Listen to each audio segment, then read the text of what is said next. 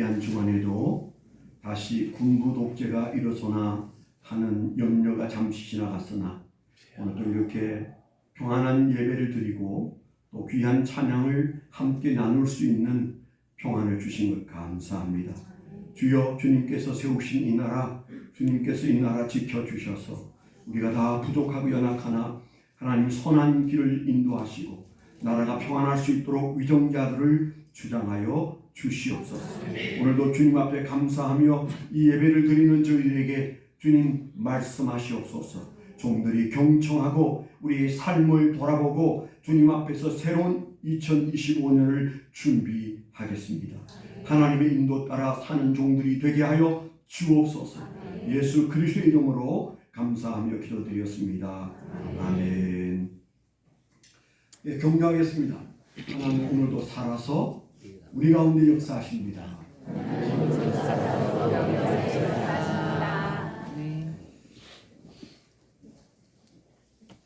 오늘 우리가 함께 생각하는 말씀도 지난 주일에 생각한 말씀과 아주 비슷한 주제로 2025년을 맞이하는 마음에 따라서 2025년은 다르게 나타날 것이다. 그런 마음을 가지고 우리 중심을 보시는 하나님 앞에서 주님이 보시는 2025년을 선물로 받을 수 있는 그런 마음을 가지고 우리가 잘 준비해야 되는데 어떻게 하면 그런 마음을 가질 수 있을까? 그런 도전을 오늘 우리에게 주시는 시간이다. 그런 생각이 듭니다. 지난주에는 시편 90편을 통해서 모세가 그 나이에 자기를 성찰할 수 있도록 인도해 달라고 기도했잖아요. 우리가 그 성찰이 아주 중요한 삶의 주제고 믿음의 주제인데 오늘은 그 성찰과 관련된 다음 얘기를 우리가 함께 나눌 때 정말 우리는 그 성찰에 잘 도달해서 우리 자신을 잘 돌아볼 수 있을까? 그런 문제를 가지고 지난번에는 모세의 기도를 통해서 봤다면 오늘은 예수님의 비유를 통해서 잠시 생각을 하도록 하겠습니다. 예수님이 그냥 이렇게 직설적으로 설교를 많이 하셨는데 그러나 또 자세히 보면 비유로 말씀하실 때가 굉장히 많았어요. 제가 볼 때는 예수님이 하시는 말씀 중에 이렇게 비유를 사용하시는 경우는 크게 두 가지 특징이 있는데 하나는 주님의 마음을 드러내고자 하실 때 주님의 마음을 우회적으로 마치 그림을 그리듯이 그렇게 주님께서 마음을 드러낼 때 비유를 사용하시고요. 또 다른 하나는 그 당대의 그 눈앞에 있는 사람들뿐만 아니고 오고 오는 세대가 그 말씀을 마음에 새길 수 있는 도구로 비유를 사용하셨습니다. 그래서 그 비유를 들으면 우리가 시간의 간격을 뛰어넘어서 2000년 전에 말씀하셨잖아요. 그리고 저 이스라엘이라는 나라에서 주님께서 하신 말씀이 오늘 우리에게 다가오는 데 있어서 더없이 좋은 것이 비유예요. 사람마다 이제 말을 하는 습관이 좀 다릅니다. 자식을 잘 훈련하는 사람들은 비유를 잘 쓰더라. 성질이 불같은 사람들은 비유를 쓰지를 못해요. 그래서 맞닥뜨리면 서로 불편해지고 특별히 사춘기에 자녀들 때문에 힘든 사람들을 보면 그 어법이 비유가 없어요. 혹시 여러분은 비유를 잘 쓰는지 예수님처럼 아니면 뭐 단도직입적으로 말하지 무슨 돌려서 얘기하냐. 그래서 예를 들고 하는 거 그거 감질나서 못한다. 이런 사람들도 계시죠. 그분들 뒤를 돌아보세요. 사춘기 자녀하고 충돌 안 한 사람이 있나. 엊그제 미국에 있는 아들이 전화가 왔어요. 요즘 힘들대요. 왜 이렇게 힘드냐 했더니 딸이 사춘기인데 사사건건 부딪혀서 힘들대요. 빨리 좀 와서 좀 이렇게 좀 도와달라는 식의 그런 얘기를 해서 우리 아들이 사춘기를 지날 때는 어땠나가 생각했을 때 뭐 별로 다른 거 없이 굉장히 복잡하게 살았어요. 그래서 이제 네가 한번 겪어봐야 돼. 늘 그랬는데 지금 겪고 있는 중인 것 같습니다. 고를 때 우리가 뭔가 하나 막혀서 얘기가 안 될 때 사용하는 것이 비유예요. 예수님께서 그 비유를 사용하셨다고 되어 있잖아요. 6절에 이에 비유로 말씀하시되, 주님께서 비유로 말씀하신 이 말씀이 굉장히 중요한 말씀이고 예수님의 심정을 우리에게 얘기하는 시간이다. 우리가 그렇게 생각하시면 좋겠습니다. 예수님의 비유 내용을 우리가 읽어서 알잖아요. 예수님께서 하신 말씀이 포도밭에, 포도 농장에 무화과나무 한 그루가 있는데, 그런데 그 포도 농장 주인이 그 일하는 그 포도원 지기에게 도대체 저 나무를 왜 그냥 두고 있냐? 찍어버려라. 내가 보니까 3년 동안 저기 있는데 열매가 맺히지 않더라. 그 땅만 버리지 않냐? 저 찍어버려. 그렇게 얘기했다고 예수님께서 비유를 드시죠. 그랬더니 그럴 줄 알았는데 아니고 1년만 더 기회를 주십시오. 제가 그 주변에 땅을 파고 그름을 넣고 정성껏 열매를 맺도록 할 테니까 1년 뒤에도 열매가 없으면 그때 찍어버리시죠. 이렇게 했다라는 얘기를 예수님께서 하셨잖아요. 그게 비유입니다. 앞도 뒤도 없는 비유지만은 굉장히 그 안에는 의미가 깊다. 그런 생각이 들어요. 왜 이 말씀을 오늘 우리에게 주어 주셨는가? 우리가 2025년을 살려면 또 앞으로 주어지는 1년을 우리는 그냥 나이 한 살 더 먹고 그리고 1년을 어떻게 살겠지 이렇게 생각할 수 있어요. 그런데 하나님의 시간과는 그렇지 않습니다. 오늘 말씀에 보면요, 우리가 읽지 않았습니다만은 그 앞에 어떤 갈릴리 사람이 로마 병정에게 잡혀가서 살해를 당하고 심지어는 그가 흘린 피를 컵에 받아다가 그들이 제사 지내는 제사에 부었다. 그게 바로 그 총독인 빌라도가 그런 짓을 했다. 야, 그 갈릴리 사람이 참담하게 죽었지 않았느냐? 불쌍하다. 이제 그런 얘기들을 주고받으니까 예수님이 하신 말씀이 그게 남의 일이라고 생각하지 마라. 너하고 아무 상관없는 사람이 빌라도에게 그렇게 죽고 그 피를 흘렸다고 생각하냐? 그렇지 않다. 이런 얘기를 하셨어요. 그 다음에 또 어떤 얘기가 있었습니까? 저 실로암에 망대가 무너졌는데 그게 깔려서 18명이 죽었다. 아이고 불쌍해서 어떡해. 정말 재수 없는 사람들이네. 그렇게들 얘기하니까 예수님께서 그렇게 생각하지 마라. 그 실로암 망대가 무너져서 18명이 죽은 그 자리에 너가 없었던 것이 다행이고 너는 그런 병을 안 당할 거라고 생각하는 것 자체가 아주 잘못됐다. 우리가 사는 삶은 언제 처참하게 죽을지, 언제 망대가 무너질지, 언제 다리가 무너질지 아무도 모르는 인생을 살아가고 있는데 남의 얘기처럼 그렇게 생각하지 말고 너의 문제로 받아들여야 된다. 그런 말씀을 하시다가 이 비유를 말씀하신 거예요. 그러니까 좀 심각한 얘기죠. 우리가 종종 1년 동안 지나오면서 많은 사건 사고를 겪었습니다. 심지어는 서울 장안에서도 길을 가다가 무단히 어떤 사람이 칼로 찔려서 죽은 사람도 있고 맞아서 죽은 사람도 있고 차가 부딪혀와서 여러 사람이 목숨을 잃은 일도 저 서울 한복판에서도 있었고 앞으로는 없을까요? 알지 못하죠. 그러나 우리가 늘 그러면서 무슨 일이 내게 있을지 벌벌 떨고 살아야 할까요? 그건 아니지만 무심하게 내게는 그런 일이 있을 리가 없다. 내 인생에는 그런 우연한 불행은 오지 않는다. 우리가 이렇게 생각하고 있는 동안 우리는 준비하지 못한 인생을 살 수 있다. 그런 말씀을 주님께서 하고 싶다. 이런 생각이 들립니다. 자, 그래서 오늘 비유 속에서 저는 묵상하는 중에 한 4가지 주님의 교훈이, 지침이 우리에게 선포되셨어요.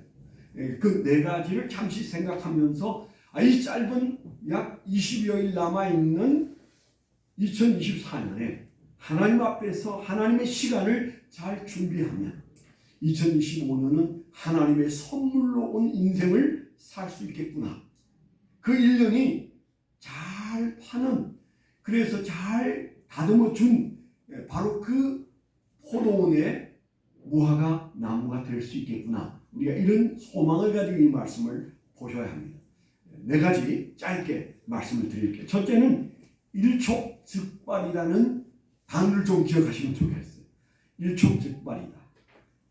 한순간에 폭망한다. 그런 얘기가 될 수 있잖아요. 인생 예수님이 하신 말씀이에요. 한순간에 폭망할 수 있다. 오늘 말씀에 우리가 안 읽었습니다만은 그 앞에 보면 3절에 이런 말씀이 나오죠. 너희에게 이르노니 아니라 너희도 만일 회개하지 아니하면 다 이와 같이 망하리라. 그렇게 말씀하셨어요. 다 이와 같이 망할 수 있다. 또 5절에도 너희에게 이르노니 아니라 너희도 만일 회개하지 아니하면 다 이와 같이 망하리라. 아주 격렬한 말씀하셨잖아요. 너 그런 정신으로 살면 망해. 망할 수 있어. 여러분 어느 정도 망할 거라는 생각을 하면서 사십니까? 내 인생에 망할 일이 어느 정도 있을지 여러분 가늠이나 하고 삽니까? 지금까지 이리저리 잘 살아온 것처럼 앞으로도 그렇게 잘 살겠지. 우리가 다 그렇게 미련을 떨고 사는데 예수님의 말씀은 아니다. 인생이란 일촉즉발이다.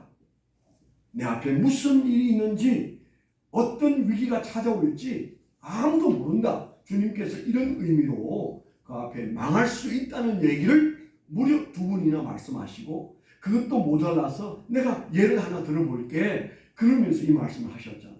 좀 심각하죠? 표정이 조금 심각해지셨어요. 네, 망할 수 있다는 생각. 여러분 우리가 망할 수 있는 일을 망할 수 있다고 생각하는 것이 좀 힘들어도 그게 바른 생각이에요. 아니 나는 망하지 않아.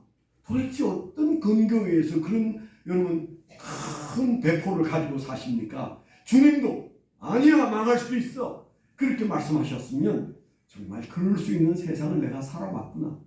내년 한 해도 내가 그럴 수 있는 가능성이 있는 세상에서 사는데 정말 내가 좀 위기감을 가져야 되겠구나. 이런 마음을 먹어야 됩니다. 오늘 말씀 읽은 말씀에서도 그 포도원 주인이 뭐라고 찍어버리라. 예. 그 다음에 또 한 번 더 찍어버리겠습니다. 1년만 참으시면. 그런 얘기가 우리에게 주는 두려움은 뭐예요? 아, 내 인생 무언가에 의해서 끝장날 수 있는 세상을 우리가 살아가고 있는데 나는 왜 이런 위기감이 없지? 이런 마음을 좀 가지셔야 됩니다. 위기가 흐르고 있는데 위기감이 없으면 어리석은 거예요.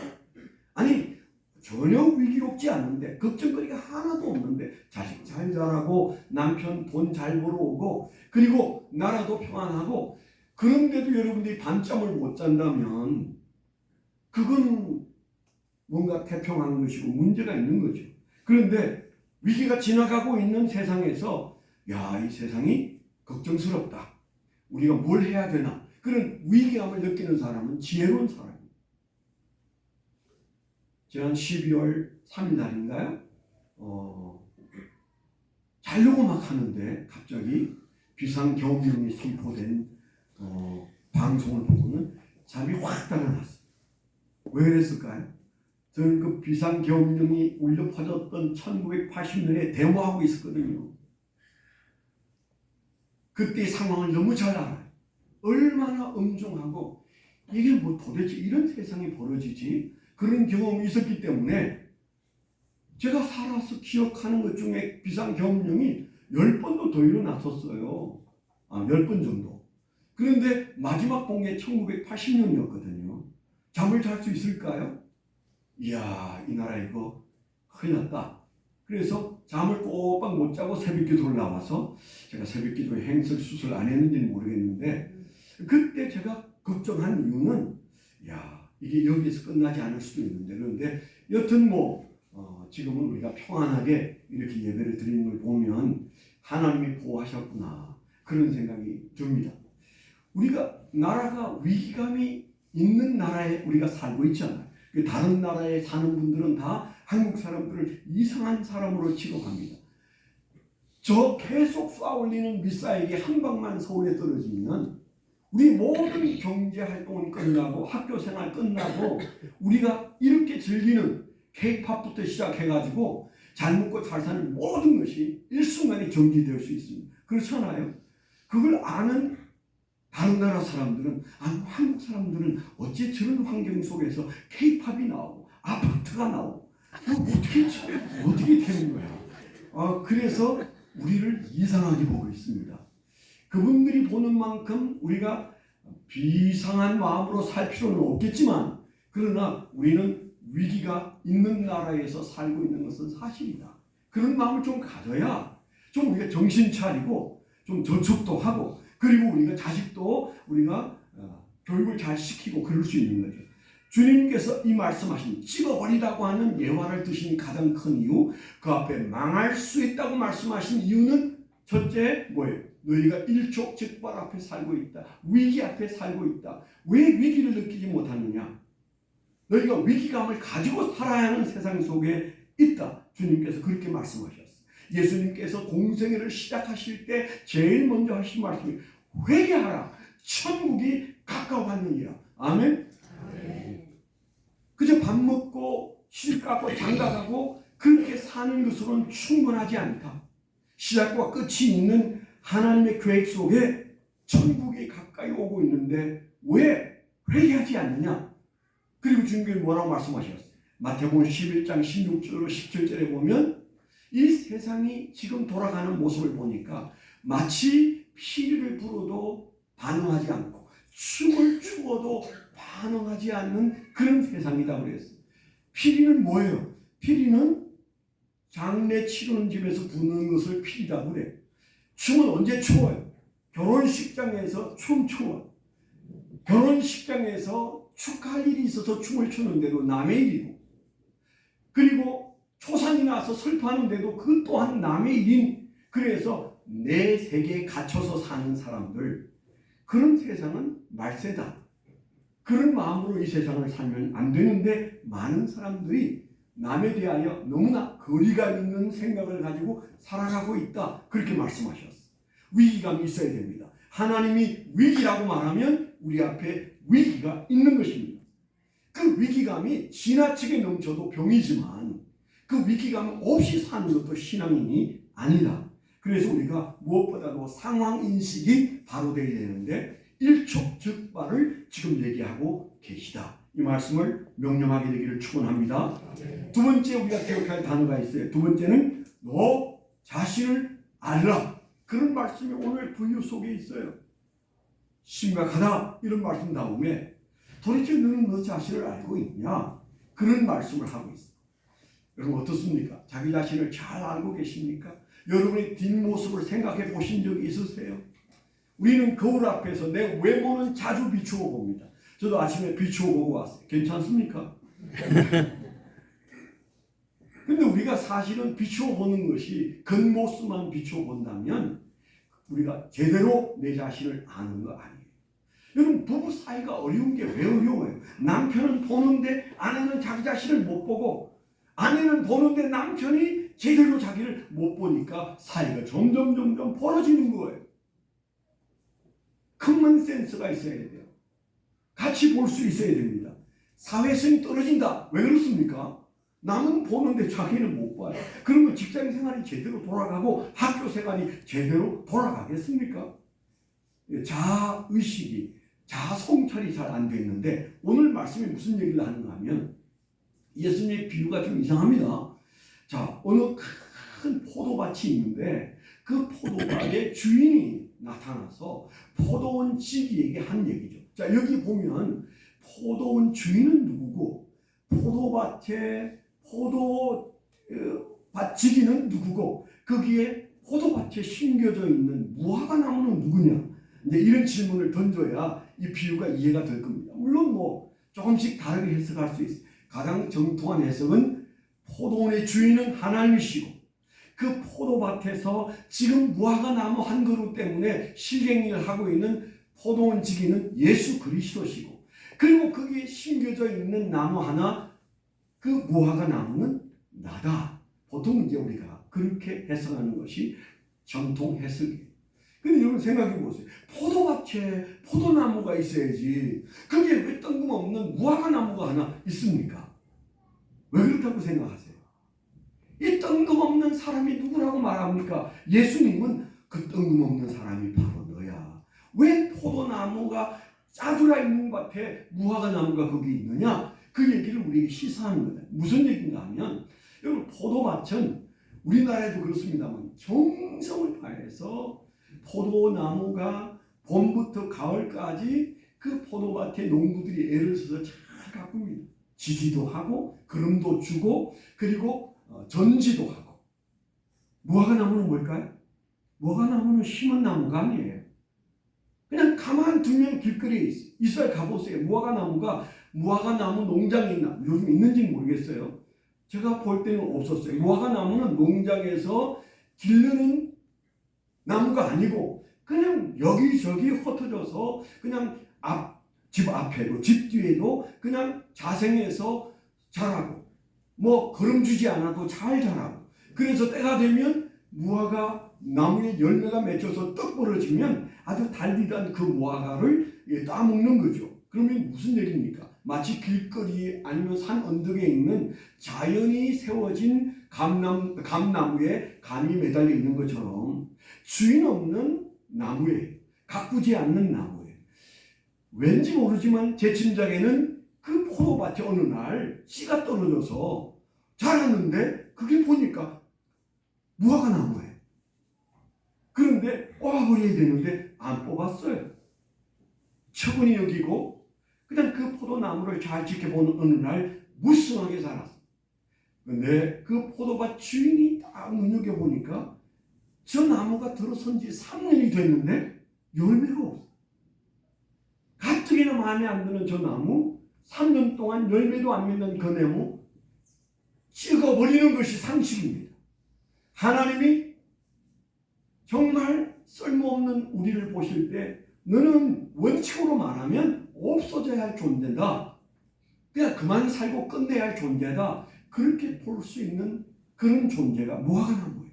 왜 그 포도밭에 그 무화과나무가 있습니까? 있었으면 안 될 자리에 그가 있고 벌써 3년이 지났고 그런데 열매는 맺지 않는 아주 웃기는 나무입니다. 주의 박이 되세요. 너 자신을 알라. 내가 바로 그 주님의 눈에는 웃기는 나무일 수 있구나. 내 멋대로 살아왔고 하나님이 지으시고 하나님이 세상에 내시고 하나님께서 지켜주셨는데 우리는 내 힘으로 산다고 생각해요. 내가 잘나서 이 정도 산다고 생각하고. 웃기는 거 아니에요? 그 포도밭에 그 한 그루의 나무가 대뚱하게 서 있는데 3년이 지나도 열매를 내지도 않아. 거기에 이스라엘 일구가 하나도 없는 것이죠. 원다고 그랬어요. 땅만 버린다. 그렇게 말씀하셨어요. 내가 살아온 지금까지의 삶이 땅만 버리는 것은 아니었는지, 주변 사람들에게 해만 끼치지는 않았는지, 내 주변 사랑하는 사람들에게 해만 끼치지 않았는지 우리 한번 돌아봐야 되고요. 더는 하나님께 폐를 끼치지 않았는지, 나를 위해서 죽으신 예수님 앞에 부끄럽게 살지는 않았는지, 내가 바로 그 무화과 나무였구나. 이게 자아 성찰이에요. 너 자신을 알라. 소크라테스가 말한 것처럼 주님이 우리에게 하시는 말씀이 그 말씀이잖아요. 이 상황을 설명하는 비유 속에 대뚱하게 있는 그 무화과 나무 한 그루, 보잘것없는 것이죠. 주대 파악이 안 되면 안 되는 거예요. 우리가 내년을 살려면 올해 우리가 하나님 앞에서 진지하게 영적으로 주제 파악을 해야 돼요. 그게 신앙이에요. 하나님의 눈으로 나를 보고, 영적인 눈으로 나를 보고, 성경의 눈으로 나를 보고, 진리로 나를 보면 눈물이 안 날 수가 없어요. 여기 의인이 누가 있겠습니까? 다 부끄러운 자들이. 그래서 우리가 두 번째는 너 저 자신을 알라는 말씀으로 오늘 우리에게 이 말씀을 하시는데 예수님이 아주 많이 그런 얘기를 하셨어요. 어느 날 외국으로 여행 간 주인이 종들에게 농사를 맡기고 갔다가 종들에게 그 결산을 하러 보냈더니 그 종들을 때려서 쫓아버렸습니다. 아니 어떻게 내가 보낸 종들을 저렇게 때려서 보내나. 그래서 그 주인이 아들을 보냈는데 그들은 생각하기를 아들? 우리가 죽여버리면 이거 우리 거 될 수 있다. 아들을 죽여버렸어. 예수 그리스도를 죽여버렸어. 이 얘기를 예수님이 하셨잖아요. 무슨 얘기입니까? 종들이 주제 파악을 못함으로 저들은 인생을 불행하게 끝냈다. 그 얘기. 돌 감람나무 얘기도 그런 얘기 아니겠습니까? 예수님이 최후의 만찬 후에 요한복음 15장에서 너희는 포도나무에 붙어있는 붙여져 있는 나무다, 가지다, 그렇게 말씀하셨다는 이 모든 것들은 내가 어떤 존재인지, 그 근본이 무엇인지, 내가 어떤 존재로 살아야 할 것인지 이것을 말씀해 주시는 부분이, 인간의 불행은, 신앙인의 불행은 내가 어떤 주제인지 자기 존재 파악이 잘 안 되면 바로 여기에 포도원에 백동하게 있는 무화과나무 찍어버려야 하나 말아야 되나 걱정하는 그 나무의 삶을 살 수 있습니다. 우리가 깨닫고 자기 자신을 알게 되는 은혜가 있기를 축원합니다. 네. 세 번째는요, 회개하라는 말씀. 회개하라. 그 앞에도 우리가 읽었습니다마는 3절에 너에게 이르노니 아니라 너희도 만일 회개하지 아니하면 다 이와 같이 망하리라, 그렇게 말씀하셨고요. 5절에도 너희에게 이르노니 아니라 너희도 만일 회개하지 아니하면 다 이와 같이 망하리라, 회개를 말씀하시고 그 다음에 그 말을 더 알아듣게 하기 위하여 6절에 이와 이에 대하여 비유로 말씀하셨다, 그렇게 말씀하셨어요. 그러니까 이 비유의 핵심 내용 중에 하나는 뭐예요? 회개해야 된다. 우리가 해야 할 회개가 일촉즉발 앞에 살고 있다는 사실, 죄인된 우리가 멋대로 살았던 것이 얼마나 위험한지를 마치 죄밭에서 살고 있는 것처럼 그렇게 사는 존재라는 것과 함께 내 자신을 잘 파악하지 못한 채 살고 있는 웃기는 존재로 내가 살아오는 것은 아닌지를 돌아보라고 말씀하시고, 그 다음에 그런 것들에 대하여 하나님 앞에 회개해야 된다. 주님께서 우리에게 말씀하시는 회개, 그 결정적인 회개는 뭐예요? 왜 열매가 없냐? 너의 인생에는 왜 지난 인생의 3년 동안 내가 지켜봤는데 열매가 없냐? 그렇게 말씀하십니다. 열매 없음에 대한 회개가 있어야 2025년을 멋있게 시작할 수 있어요. 물론 그 말씀 안에 도대체 그 열매는 뭐냐? 뭘 열매라고 말씀하셨느냐? 우리가 그거는 많이 생각해 보셔야 돼요. 일주일 내내 여러분 생각해 보십시오. 예수님이 말씀하시는 그 무화과 나무의 열매가 도대체 무엇일까? 나에게 열매를 요구하신다면 그 열매는 도대체 어떤 열매일까? 다양할 수 있어. 그런데 가장 단순하게 생각하면 무화과 나무의 열매에서 요구하는 열매는 사과 열매 아닙니다. 무화과의 열매를 원합니다. 그냥 무식한 얘기로 하면 주님께서 가장 원하는 열매는 뭘까요? 너가 구원받았으면 누군가를 구원시켜야 되지 않겠느냐. 무화과 나무에게 무화과 열매를 요구하듯 하나님의 백성된 우리에게 너는 누구에게 전도를 했으며 누구를 예수 믿게 했으며 누구에게 이 진리를 가르쳤느냐. 너는 도대체 3년 동안 뭐하고 살았느냐. 주님께서 우리에게 그걸 물으시는 거예요. 예수님께서 우리에게 묻고 있습니다. 3년 동안, 지나간 3년 동안 어떤 열매를 맺고 살았느냐. 다양한 열매가 있겠지만 주님 앞에서 회개하는 마음으로 나는 열매가 넘치는 삶을 살았는가, 주님이 기대하는 열매를 맺지 못했는가, 도끼가 바로 그 뿌리에 놓여있지는 않은가, 자기를 돌아보면서 진실로 회개할 때 우리는 새롭게 새 출발을 할 수 있게 될 줄 믿습니다. 마지막 네 번째는 이 메시지에서, 이 비유에서 기회를 붙잡아라, 기회를 살아, 그런 말씀이 이 말씀 속에 깊이 배어 있다. 이걸 여러분 기억하면 좋겠어요.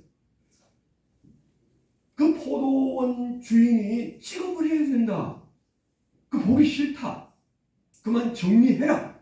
그렇게 말씀하실 때 포도원 지기가 아닙니다, 주인님. 3년 동안 열매를 못 맺었지만 1년만 더 기회를 주십시오. 그 다음에 결정하셔도 늦지 않습니다. 제가 1년 동안 주변을 파고 그리고 거름을 넣고 이 나무가 열매를 낼 수 있도록 제가 노력하겠습니다. 누가 누구에게 하시는 말씀이에요. 예수님이 하나님의 오른편에 앉아 계신 예수님이, 우리 안에 계신 성령님이 지금 하나님께 드리는 말씀이다, 그런 뜻이잖아요. 예수님께서 우리를 다시 1년 동안 붙잡고 열매 있는 삶을 만들고자 하는 의지를 우리에게 보여주신 부분이다. 기회입니다. 지금 청산하라는 말씀이 아니고 너에게 1년의 기회를 주고 이제는 1년 안에 열매를 맺도록 내가 최선을 다해서 너를 도와주마. 그래서 그 주인 되신 하나님 앞에 이제는 열매를 보여드림으로 너와 내가 1년 동안 잘 살았던 것을 보여주고 너를 통하여 내가 행복해질 수 있기를 원한다. 그런 얘기잖아요. 예수님이 요한복음 15장에 사실 포도원의 가지를 말씀하실 때도 열매는 가지에서 맺힌다. 나는 나무고 너는 가지인데 너에게서 열매가 있어야 되지 않겠느냐. 예수님의 열매는 우리예요. 우리에게서 그 열매가 맺힙니다. 그렇기 때문에 주님은 우리를 바라보고 계시고 그리고 주님께서는 내년 한 해 동안도 쉼없이 구덩이를 파고 거름을 넣고 전지를 하고 이 무화과 나무가 열매를 맺기를 위해서 최선을 다하실 겁니다. 여러분 생각해 보세요. 내년 한 해 동안 내가 마음을 다져보면 주님이 내 인생을 위하여 우리 가정을 위해서 최선을 다하셔서 구덩이를 파고 거름을 넣고 전지를 하고 나를 격려한다면 여러분 세상 내년 잘 될 수밖에 없어요. 아멘? 두려워하지 마세요. 내가 3년 동안 열매가 없었는데 내가 어떻게 열매를 맺어보려면 어려워요. 주님이 할 수 있다고 말씀하시고 그리고 내가 하겠다고 말씀하시고 그래서 주님에 의하여 우리가 열매를 맺는 문제가 1년 동안 우리에게 주어진다면 하나님의 약속과 예수님의 계획이 우리 앞에 있다면 여러분 인생 살만하지 않으세요? 해볼만하지 않으세요? 나는 부족했어도 주님께서 나를 이렇게 귀히 여기고 나를 붙들고 계시면 내가 다시 시작해 볼 수 있다. 이런 마음을 가져야 되지 않을까요? 어제 그저께 이제 오영일 전도사님이 이제 첫 사역을 시작해서 오전 오후에 오리엔테이션을 했습니다. 김성일 목사님과 오영일 전도사님 저 이렇게 셋이 앉아서 제가 강조한 얘기가 있어요. 내가 올해는 좀 부끄러운데 내년에는 꼭 한 사람 전도할 거야. 당신들도 사표 쓸 각오로 한 사람 전도해야 돼. 우리 셋이 전도하면 교인들이 전도 안 하면 야단칠 수도 있고 보여줄 수도 있지 않냐. 그래서 나는 내년에 반드시 한 명을 전도할 건데 당신들도 해야 돼. 사표 쓸 생각하고 열심히 전도해야 돼. 제가 이제 그런 얘기 했습니다. 진정한 마음이고 주님이 가장 원하시는 것이 죽으면 지옥 갈 사람들을 예수 믿게 하는 일이 귀한 일인데 개인적으로 그걸 잘 했나 돌아볼 때 부끄럽고요. 내가 좀 전도를 떡부러지게 했어야 교인들을 야단을 칠 자리에서 야단을 칠 텐데 제가 야단 안 쳤죠. 김민성 집사님 야단 안 쳤잖아요. 안 데려왔어도 야단 안 쳤잖아요. 왜 안 쳤을까요? 뭐 잘 살고 있기 때문이 아니에요. 그렇게 살면 찍어버린다? 뭐 이래야 되는데 제가 그렇게 못한 이유는 나도 찍힐 판이에요. 도와주세요. 기도해 주세요. 제 아내가 그랬어요. 제 아내는 건강을 위해서 열심히 추운데 걷고 있는데 저 앞에 우리 교인 한 사람이 길거리에 서서 전도지를 주고 있더래요. 너무 놀랐대요. 창피해서 그냥 지나가려고 하다가 성령이 허락하지 않아서 마스크를 벗고 아는 척을 했대요. 그리고 너무 감격했대요. 제가 그 얘기를 들을 때 가슴이 뜨거웠어요. 이야, 이거 찍혀도 할 말이 없겠다 나. 이런 마음이 들었어요. 여러분, 한번 생각해 보세요. 우리 중에 어떤 분들은 주중에 나가서 전도지 나눠주고 있는 분들이 있어서 오늘 이 설교 들을 때 그래 그나마 그냥 하나님 앞에 조금 위로가 됐을 거예요. 그러나 다수는 노력을 안 하는 건 아닌데 그렇게 절박한 마음으로 우리가 살지 못했던 것 고백해야 하고 회개해야 되고 다짐을 다시 하면서 이제는 내게 1년의 기회를 주신다. 하나님 앞에서 내가 이 기회를 잘 살면 하나님께서 나를 축복하여 주시리라. 아멘. 신발끈을 묶고 몸을 풀고 심호흡을 하고 목표점을 마음에 품고 각오를 새롭게 해서 여러분 우리가 나아가야 합니다. 내년을 주실 이유가 충분한 마음의 각오가 이 2024년 남은 시간 안에 있을 때 복된 2025년을 시작하게 될 줄 믿습니다. 기도하겠습니다. 하나님 아버지, 주님께서 안타까워서 우리가 우리 현실을 너무